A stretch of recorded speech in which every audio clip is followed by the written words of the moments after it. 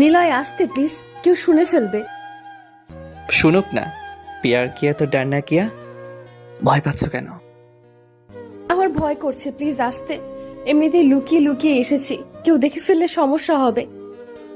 হ্যাঁ, আসতেই তো করছি। আর কোনো ভয় নেই।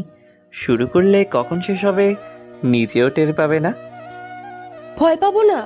আব্বু আম্মু এদিকে এসে পড়বে, তখন বকাবকি করবে। এমনিতেই ছাদে আসা বারণ রাতের বেলা। আরে এত রাতে ছাদে কেউ আসবে না। আর ছাদের দরজা লাগিয়ে দিয়েছি, কেউ আসলেও সমস্যা নেই। যদি কেউ এসে পড়ে তখন কি হবে? আর যে জোরে শব্দ হয় সবাই বুঝে ফেলবে। তখনকারটা তখন দেখা যাবে। ভয় পেও না, গানই তো গাইবো। তোমার যে গলা মাইককে হার মানাবে। ওই দিন ফোনে গান গেয়েছো, আমি ভলিউম কমিয়ে দিয়ে শুনেছি।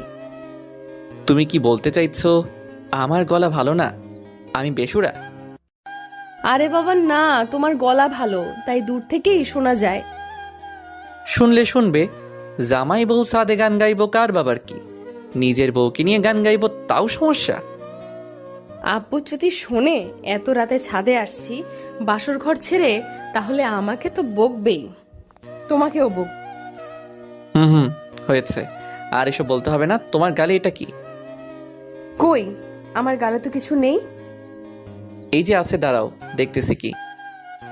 শিয়াম জুয়ের গালের কাছে গিয়ে প্রথমে আঙ্গুল দিয়ে দেখার ভান করে হঠাৎ চুমু এঁকে দিল জুয়ের গালে। জুই চোখ বড় বড় করে তাকালো শিয়ামের দিকে। আমার গালে কিস করার সুযোগ খুঁজো খালি না? তোমার গালটা এত নরম, বাট গালের চাইতে ঠোঁটটা আরো বেশি নরম। এই জুই, তোমার ঠোঁটে কি? একদম না, আর ঠোঁটেও কিছুই নেই। এটা বলে জুই নিচের ঠোঁট কামড়ে ধরল আর শিয়াম জুইকে সুরসুরি দিতে লাগলো। জুইও না হেসে পারল না। হেসে দিতেই শিয়াম জুয়ের ঠোঁটজোড়া নিজের দখলে নিয়ে ফেলল। জুই শিয়ামের পিঠে নখ বসিয়ে দিল। শিয়াম জুয়ের ঠোঁট আরও শক্তভাবে কামড়ে ধরল। এদের রোম্যান্স চলতে চলতে একটু এদের বিয়েটা কিভাবে হলো তা জেনে আসি। আম্মু, আজকে তো মামা জেল থেকে ছাড়া পাচ্ছে। বাবা, তুই তোর মামাকে নিয়ে যা জেল থেকে। বেচারা আমাদের জন্য অনেক কষ্ট সহ্য করেছে। আব্বুর দোষ নিজের কাঁধে নিয়ে 12 বছর জেল খেটে আসলো, এমন মানুষ আজও পৃথিবীতে আছে? তোর মামা আমার সংসার যাতে না ভাঙে সেজন্য জেল খাটলো, অথচ দেখ নিজের সংসারটা কেমন হয়ে গেল। বাবা, তুই দেরি করিস না। আমি তোর বাবাকে ফোন দিচ্ছি, তোর বাবাও পৌঁছে যাবে। আচ্ছা আম্মু, তুমি টেনশন করো না, আমি যাচ্ছি, মামাকে নিয়েই ফিরবো। কারাগারের সামনে দাঁড়িয়ে আছে শিয়াম। সময় হয়ে এসেছে। ভেতর থেকে দরজা খুলে একজন দাড়িওয়ালা লোক বের হয়ে এলো। শিয়াম এগিয়ে গেল। এ তো শিয়ামের মামা। চেহারার কি অবস্থা! দাড়ি দিয়ে যেন পাগলের বেশ ধারণ করেছে। শিয়াম এগিয়ে গেল আর মামা, আমি সিয়াম, তোমার ভাগ্নে। আমাকে চিনতে পারছো মামা? সিয়াম? হ্যাঁ হ্যাঁ, আমার বোনের ছেলে। তুমি সিয়াম? অনেক বড় হয়ে গেছো বাবা। মামা আমার সাথে চলো, আম্মু তোমার জন্য বসে আছে। তোমার আম্মু আমার জন্য অপেক্ষা করছে? হ্যাঁ মামা, এই যে আব্বু এসে পড়েছে দেখো। শিয়ামের আব্বু এসে জুয়েল সাহেবকে জড়িয়ে ধরে কান্না শুরু করে দিল। উনি এক লোকের সাথে মারামারি করতে গেলে লোকটা গুরুতর আঘাত পান, যার দোষ জুয়েল সাহেব নিজের কাঁধে নিয়ে নেন, কারণ ওনার একমাত্র বোনের সংসার নষ্ট হবে। শিয়ামের বাবা আর শিয়াম ওর মামাকে নিয়ে গাড়িতে বসিয়ে বাড়িতে নিয়ে এলো। ওনার বোনের কান্না তো থামেই না। প্রায় 1 যুগ পর নিজের ভাইকে দেখলো। নাপিত নিয়ে ওনার চুল দাড়ি সব কাটানো হলো। ওনার জন্য জামা কাপড় কিনে আনা হলো। ওনাকে এখন একবারে পরিপাটি লাগছে। কে দেখলে বলবে যে উনি জেল খেটে এসেছেন। কিরকম নায়কের মতো চেহারা! তাহলে 12 বছর আগে কেমন ছিলেন? রাতে বসে আছে সবাই ডাইনিংয়ে। জুয়েল, হ্যাঁ আপা, বলো। তুই তোর বাড়িতে দেখা করবি না? ওরাও তো তোর জন্য অপেক্ষা করছে। কি মুখে যাব আপা? না পারলাম আমার মেয়েটার বাবার দায়িত্ব পালন করতে, না পারলাম আমার বউটাকে সুখ দিতে। তোর মেয়ের কোনো অযত্ন হয়নি। তোর মেয়ে শহরের সবচেয়ে নামকরা কলেজে পড়াশোনা করছে, আর তোর বউয়ের কোনো কিছুর কমতি হতে দেইনি কোনোদিন আমি। আপা, আমার মেয়েটা দেখতে কেমন হয়েছে? তোর মেয়ে তোর মতোই সুন্দর হয়েছে আর অনেক মেধাবী। ওকে দেখতে মনটা আমার কেমন যেন করছে আপা। ও আমার সামনে আসলে আমাকে চিনতে পারবে তো? আমাকে বাবা বলে স্বীকার করবে তো? আরে পাগল নাকি তুই? তোর মেয়ে অনেক বুদ্ধিমান আর সব বোঝে। দেখবি তোকে কিছুই বলবে না। আমি লোক দিয়ে খবর পাঠিয়েছি, কালকে সকালে সিএম গিয়ে ওদের নিয়ে আসবে। বাবা সিয়াম, জি মামা। বলছিলাম জুইকে সাবধানে নিয়ে এসো, একটাই মেয়ে আমার। মামা নো টেনশন, আমি থাকতে কিসের টেনশন? তুমি ঘুমাও, তুমি ঘুম থেকে ওঠার আগে দেখবে ও এসে পড়েছে। আচ্ছা বাবা, ওকে দেখে শুনে আনিস। ওকে মামা। শিয়াম এর আগে জুইকে দেখেছে, কিন্তু ছোটবেলা আরও 5 বছর আগে, বাট সাম্প্রতিক দেখেনি। শিয়ামের আম্মুই কিছুদিন পর পর গিয়ে দেখা করে আসে, আর শিয়াম তো ঢাকা হোস্টেলে ছিল পড়াশোনার জন্য, তাই জুইকে এ বাড়িতে আনা হলেও শিয়াম দেখেনি। শিয়াম বিছানায় এসে শুয়ে আছে। ভোরবেলা বের হবে আজানের আগে। হালকা চোখ বুজতেই ঘড়িতে অ্যালার্ম বেজে উঠল। শিয়াম উঠে ফ্রেশ হয়ে গাড়ি নিয়ে বের হয়ে পড়ল। ও বাড়ির গেটে এসে হর্ন বাজাতেই দারোয়ান গেট খুলে দিল। ভেতর থেকে সাদা সালোয়ার কামিজে একটা মেয়ে ঘোমটা দেওয়া এসে দরজা খুলে দিল। শিয়াম ভেতরে ঢুকল। আসসালামু আলাইকুম ভাইয়া। ওয়ালাইকুম আসসালাম। ভাইয়া আপনি ভেতরে এসে বসুন, আমি আম্মুকে ডেকে দিচ্ছি আর নিজেও রেডি হয়ে আসছি। আচ্ছা, কিন্তু একটু তাড়াতাড়ি করবেন। অবশ্যই যাব আর আসবো। ভেতরে জুই যেতেই শিয়ামের মামি বের হয়ে আসলো, আর শিয়ামকে দেখেই কান্নাকাটি শুরু করে দিল, আর শিয়ামের মামাকে নিয়ে বিলাপ করতে শুরু করে দিল। শিয়ামের মামা কিভাবে এত বছর ওনাদেরকে ছাড়া ছিল, কেমন আছে লোকটা, এসব। ভাইয়া, সিয়াম ভাইয়া, হ্যাঁ জুই বলো। যাবেন না? কোথায় তাকিয়ে আছেন? হ্যাঁ যাবো তো, তোমরা রেডি? হ্যাঁ চলুন। আপনি কি কোনো বিষয়ে চিন্তা করছেন? না না, ঘুম থেকে উঠে এসেছি তো, তাই এখনো ঘোর কাটিনি। ও আচ্ছা, চলেন তাহলে। শিয়াম জুই ও ওর মামির ব্যাগ হাতে নিয়ে হাঁটতে লাগলো গাড়ির দিকে। গাড়িতে উঠে বসলো জুই ও মামি। জুই সামনেই বসলো। শিয়াম এটা দেখে কিছুটা অবাক হলো। শিয়াম গাড়ি চালিয়ে নিচের বাড়িতে চলে আসলো। জুই গেটে পৌঁছতেই কেমন যেন থেমে গেল। কি হলো জুই, ভেতরে যাবে না? আমার কেমন যেন লাগছে। অনেক দিন পর দেখা করবে তো, তাই এমন লাগছে। তোমার বাবারও তো তোমার মতোই লাগছে, তাই না? তাহলে তুমিও যদি এমন করো, তাহলে দেখা করবে কিভাবে?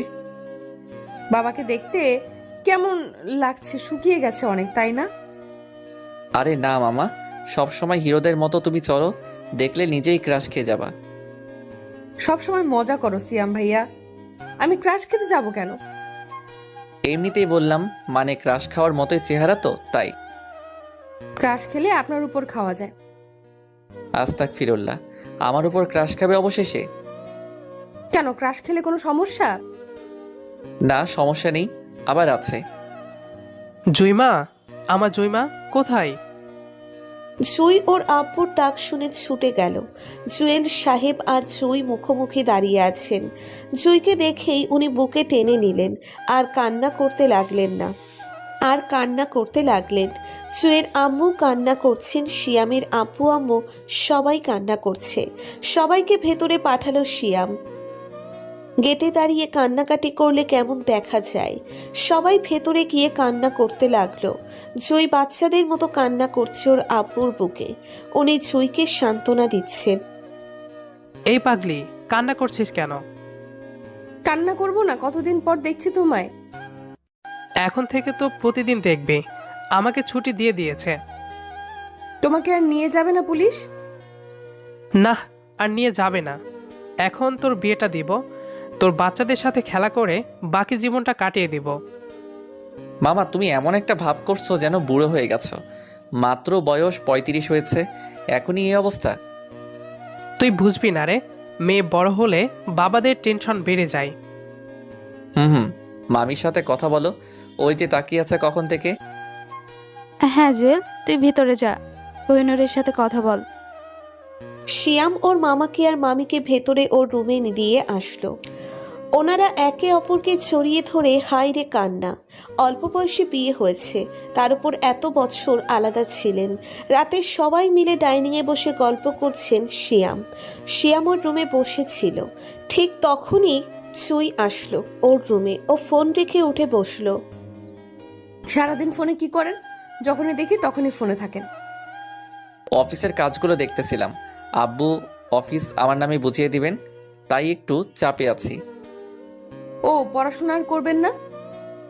মাস্টার্স তো শেষ করলাম, এবার দেখি ভবিষ্যতে কি করা যায়। বিয়ে শাদী করবেন নাকি সিঙ্গেল থাকার চিন্তা ভাবনা আছে? আব্বু আম্মু বিয়ে না করালে কিভাবে করব বলো?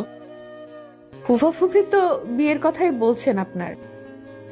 বিয়ের কথা? কার বিয়ে? আমার? সত্যি? অসম্ভব। আজকে চাঁদ কোন দিকে উঠেছে? আরে বিয়ের কথাই তো বলেছে, এত খুশি হওয়ার কি আছে? আমার কাছে অনেক কিছু। বয়স হয়েছে বাট এখনো বিয়ে নিয়ে কিছুই বলে না। এই জুই বসো, এইদিকে আর কি বলেছে? বলেছে তো অনেক কিছুই, বাট আমাকে না বের করে দিল। বলল তোমার রুম থেকে ঘুরে আসতে, আর ওনারা কি যেন আলাপ করছেন। ও থাক, বিয়ে হলে হবে, তখন দেখা যাবে। এখন বলো কি খাবা? এত রাতে কি খাবো? আর ডিনার করলাম তো। অনলাইনে অর্ডার দেই কিছু, রাতে অনেক ক্ষুধা লাগে। লাগবে না, এমনিতেই আজকে অনেক কিছু খেয়ে ফেলেছি। তাহলে আইসক্রিম? আইসক্রিম খাই, কি বলো? বাট এত রাতে আইসক্রিম পাবেন কোথায়? ফ্রিজে আছে, নিয়ে আসি। ওয়েট। শিয়াম উঠে বাইরে গেল, আর একটু পরে 2টা কাচের বাটি আর চামচ নিয়ে ফিরে এলো। এতগুলো কেন এনেছেন? খাবো, আর কি করব? মাথায় দেওয়ার জন্য তো আনিনি। আপনি খান, আমি এত খেতে পারবো না।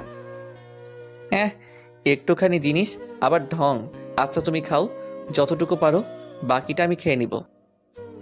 তাই বলে আমার এটুটা খাবেন? তো কি, আমরা তো রিলেটিভ। আচ্ছা আপনার খেতে হবে না, আমিই খাচ্ছি। শিয়াম আর চুই আইসক্রিম খেয়ে চেঁচার মতো যার যার ঘরে গিয়ে শুয়ে পড়ল। সকালে নাস্তা খাচ্ছে টেবিলে, তখনই আম্মু, এই সিয়াম, নাস্তা খেয়ে বস, কথা আছে। আর জুই, তুমি একটু ওর রুমে গিয়ে বসো মা। হ্যাঁ মা, যা, তোকে পরে ডেকে নিচ্ছি। তোমরা এইভাবে তাকিয়ে আছো, কিছু বলবে? হ্যাঁ বাবা, বলবো বলেই তো থাকতে বললাম। এই সিয়াম, একটা কথা বলতো। বলো, কি বলবে? জুইকে তোর কেমন লাগে? হঠাৎ এই প্রশ্ন কেন? বল না, জিজ্ঞেস করলাম। বল কেমন লাগে? ভালোই লাগে। ও ভালো মেয়ে, ভালোই লাগবে, এটাই স্বাভাবিক। ওকে তোর সাথে বিয়ে দিব, কোনো আপত্তি আছে তোর? বিয়ে? হঠাৎ বিয়ে? তোর আপত্তি আছে কিনা সেটা বল। না, তবে জুইকে জিজ্ঞাসা করে নাও। আমি জিজ্ঞেস করছি। এই জুই, জুই, মা এদিকে আয়। হ্যাঁ আব্বু বলো। তোর সিয়াম ভাইয়ের সাথে তোর বিয়ে আজকে, তোর কোনো আপত্তি আছে? না, আপত্তি থাকবে কেন? সিয়াম ভাইয়া অনেক ভালো। তাহলে ভাইয়া বলা বাদ দেন, আর উনি আর ওগো বলার অভ্যাস করেন। সবার হাসি আনন্দেই বিকালে ওদের বিয়েটা সম্পন্ন হলো। রাতে বাসর ঘরে প্রবেশ করলো শিয়াম। জুই এসে ওকে সালাম করলো। এখানে দুধ রাখা আছে, খেয়ে নেন। আইসক্রিম হলে ভালো হতো। বাসরাতে কেউ আইসক্রিম খায়? খাই না, তবে আমি নতুন ট্রেন চালু করব ভাবতেছি। আইসক্রিম পাবেন কোথায় এখন? আছে তো রুমেই, আমার ছোট ফ্রিজে আনিয়ে রেখেছি। চলো জুই, ছাদে যাই, চাঁদের আলোয় আইসক্রিম খাবো। বর্তমানে এই চলেন নিচে যাই, আব্বু শুনলে পিটাবে আমাকে। আচ্ছা চলো। এই ছাড়েন, আমার লজ্জা করছে। লজ্জা করলে কিভাবে হবে? এখনো তো কিছুই করলাম না। কেন, আর কি করবেন? রুমে যাই, তারপর দেখো আর কি করি। এই যে মুভিতে দেখাই ওইগুলো। আজকে তোমাকে নিয়ে নতুন মুভি বানাবো।